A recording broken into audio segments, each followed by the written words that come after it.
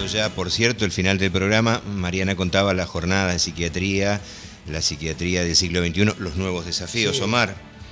Bueno, en esta jornada vamos a pasar unas palabras del doctor Tuche y del doctor Ignacio Brusco. Exactamente. Que estuvieron, que son muy interesantes. No pudimos pasar obviamente todos porque era muy extensa, era de mañana y de tarde. Bueno, vamos a escucharlas. Las vemos. La jornada ha sido espectacular en la convocatoria y da crédito los disertantes que han venido de primera línea y nos han instruido de muchos aspectos que tienen que ver esto en defensa de nuestra especialidad, en defensa de la psiquiatría como una especialidad médica en estos momentos bastardeada, vapuleada, no considerada. Y bueno, un poco esta jornada, esta primera jornada de esta característica, de este estilo, es bueno que esto no solamente va a favor, digamos, de la especialidad, sino a favor de la gente, a favor de la medicina, de la salud pública. Por eso nosotros somos tan minuciosos en este tema y esta convocatoria un poco lo refleja del interés de expresarnos en toda la legislación que en este momento no nos tiene en cuenta. Así que muchas gracias, Omar, por esta cuestión, y a partir de esto se va a crear la comisión de psiquiatras del Distrito Cuarto. Digo Distrito Cuarto por no decir el Consejo Superior, que también van a integrar también nuestras comisiones, fundamentalmente en defensa de nuestra especialidad. El contexto de la jornada tiene que ver con una instancia muy interesante en donde el Colegio 4 de la provincia de Buenos Aires está haciendo una interrelación entre diferentes entidades. Yo pertenezco al Colegio 4, pero además soy el jefe del Departamento de Psiquiatría de la Universidad de Buenos Aires, con la cual también trabaja el colegio. Y dirijo la carrera especialista tanto en la UBA como acá. Y lo importante es, cuando uno habla de ejercicio profesional, saber cómo formamos a los profesionales. Por ejemplo, de lleno, cuando uno ve la instancia de la psiquiatría, ve que se compara la psiquiatría, que es un posgrado, con otras carreras de grado. Ya entramos en un terreno de desconocimiento que me consta se desconoce de los autores de la ley. Por lo cual es muy importante que las diferentes comunidades relacionadas con los psiquiatras, que es una profesión de las que más se ha desarrollado en el mundo, porque la neurociencia, fundamentalmente la neurociencia relacionada con la conducta, con los derechos de los pacientes y también de los derechos de los médicos y de los profesionales de la salud y de toda la salud mental, se relacionen y puedan tener coincidencias más que disidencias. En ese sentido, la psiquiatría en este momento vive una situación de discriminación en algunos puntos, fundamentalmente en puntos que tienen que ver con la ley de salud mental, que tiene una parte muy buena, que son los derechos del paciente, y una parte muy mala, que son las luchas corporativas, en cual metieron como un caballo de Troya muchos de los autores de la ley que cumplen todos a un sector de una profesión. Entonces, en ese sentido, los psiquiatras se ven muy amenazados y realmente es una profesión muy necesaria y que puede correr el riesgo de realizarse de forma incorrecta, por lo cual es muy importante la interrelación y felicito al Colegio 4 que nos ha convocado. Es importante lo que decís con respecto al tema que han sido desplazados, y esto lo vemos todos los días, cuando ha aumentado la complejidad en la sociedad de los problemas de salud mental, por las adicciones, por la destrucción del grupo familiar, en un contexto muy difícil se ha prácticamente excluido de la conducción a los que idóneamente tienen que medicar a los pacientes, porque hoy lamentablemente muchos de ellos requieren medicación. Pero aparte no solo de la medicación, sino el psiquiatra es una carrera médica, de posgrado de medicina, por lo cual es muy importante la formación. Nosotros hacemos hincapié en este momento muy fuertemente en la formación médica, de diagnóstico, de fisiopatología y luego de terapéutica, que puede ser diferentes variables. Si un psiquiatra descubre que una persona tiene un trastorno de conducta por un tumor, el tratamiento no va a ser psicofarmacológico, va a ser quirúrgico. Y es parte del equipo médico que hace el primero que hace el diagnóstico, por lo cual el rol es mucho más complejo y es muy difícil. A veces puede haber trastornos neuroquímicos, puede haber trastornos inmunológicos que alteren la conducta del paciente. Entonces, entrar desde exclusivamente problemáticas humanísticas, que sí existen y son verdaderos, pero desconociendo lo biológico, es muy problemático en el área de la psiquiatría. La psiquiatría es parte de la salud mental. La salud mental es una gran entidad, es como decir la salud.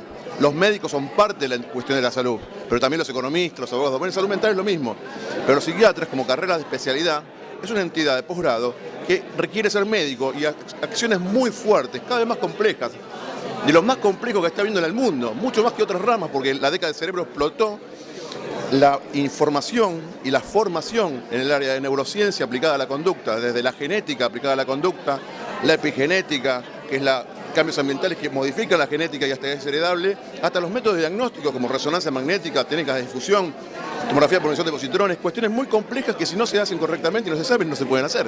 Y luego la terapéutica farmacológica o otro tipo de terapéutica que impactan fuertemente en el cuerpo humano, por lo cual es muy difícil desplazar al médico de esto, pero fundamentalmente acá el problema todavía es más grave porque no es un desplazamiento, hay una instancia de desplazamiento a través de una discriminación a los colegas psiquiatras que en su gran mayoría son aportantes de la mentalidad progresista de la psiquiatría, de la psicorehabilitación y a la reinserción del paciente en la sociedad, y muchas veces somos prejuzgados, e incluso en la ley somos prejuzgados, cuando en realidad la conducta nuestra absolutamente es a favor del paciente, de los derechos del paciente y de los derechos humanos del paciente. Bueno, te agradezco muchísimo, has sido muy claro en el concepto porque lo has extendido en otras formas en el que solo el médico puede conocer y otras personas pueden estar colaborando, pero nosotros estamos preparados para esto y seguimos estudiando. Es que además se ponen en riesgo. La otra prevención es, al desconocer esto, accionando, por ejemplo, la internación se pone claramente en riesgo porque pueden ser internaciones de patologías médicas que desconocen, ni siquiera están en la currícula profesional. Muchas gracias.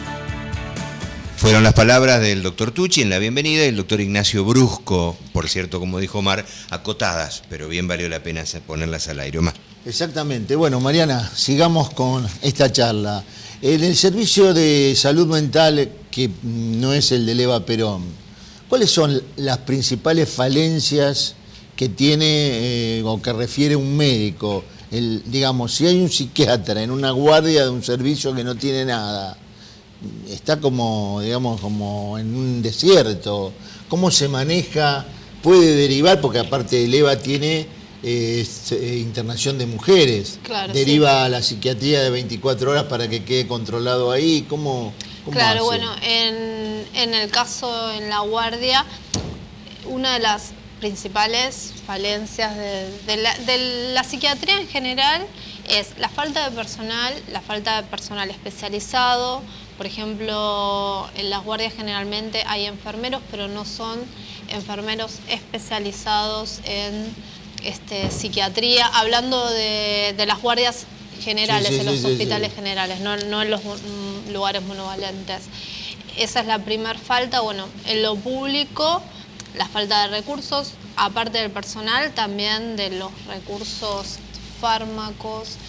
Muchos de los psiquiatras, yo estuve hablando de este tema, y hay muchos que tratan de conseguir ellos fármacos como para tener un stock en la guardia, pero, o sea, lo inyectable, que es más que nada lo que se trata en la emergencia, muchas veces en lo público hay faltante de esto. También lo que tiene que ver con los recursos, más que nada, los recursos para internación, incluso los pacientes que no requieren internación, que por ahí es la mayor parte de los pacientes, porque hay muchos pacientes que por ahí en unas horas se maneja la emergencia, pero ese paciente, la mayoría tiene que seguir un tratamiento. Entonces ahí está la otra gran falencia, que son los turnos para salud mental o para psiquiatría, para psicología incluso también, que son realmente muy difícil. Claro, fíjate que dijiste dos cosas importantes. Una, que la internación de salud mental está al lado de la morgue. Y la segunda es que vos tenés un paciente portador de VIH o cualquier otra afección y es poco probable que tenga un faltante de medicamento, un diabético, un hipertenso o lo que fuere. Pero el paciente de salud mental es muy probable que le falte. ¿Cuál es el concepto que vos creés que tiene la gente del paciente que tiene un problema psiquiátrico, digamos, que hay ese rechazo hasta del propio personal de salud? Claro, bueno, no se ve o no se entiende la importancia de lo que es la patología psiquiátrica. O sea, las depresiones están entre las primeras causas de morbilidad en salud. el riesgo de suicidio, en adolescentes. Hace 2 años fue el tema que más preocupaba en la OMS, ¿no? Hoy en día, como discapacidad, como falta laboral, las patologías psiquiátricas están entre los primeros lugares, después de los que son las patologías cardíacas. Y muchas de estas cuestiones se podrían manejar con recursos que realmente serían bastante económicos, porque una persona por ahí que empieza con algún problema leve, quizás una depresión que pueda ser leve y que quizás en el momento se pueda controlar o se pueda tratar, bueno, el no conseguir dónde atenderse, no encontrar un lugar o incluso por ahí encontrar dónde atenderse y no tener los medicamentos adecuados.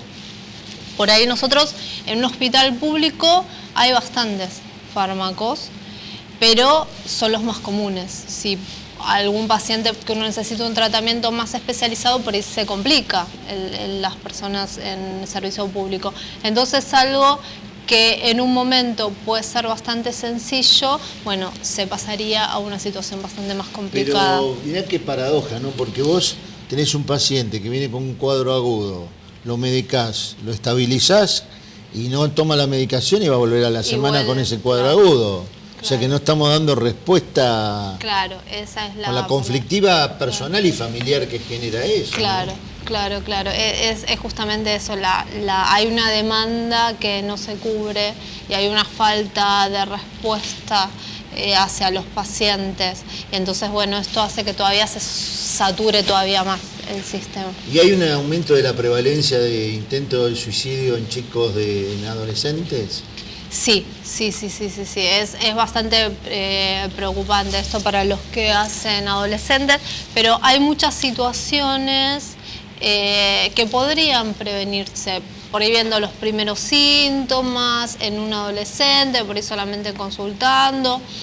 A veces hay problemas que para un adolescente es un mundo y por ahí en algún especialista son cuestiones que las podría trabajar y podría salir de esa situación. Los adolescentes tienden a tener conductas más impulsivas que los adultos, ¿no? Por su propio desarrollo y su propia inmadurez también neurológica. Claro. Entonces, por ahí en un momento de tristeza o de depresión es mucho más probable que tenga una conducta impulsiva que lo lleve tanto a un intento de suicidio o conductas de riesgo como tienen los adolescentes, que también estas son conductas para suicidas.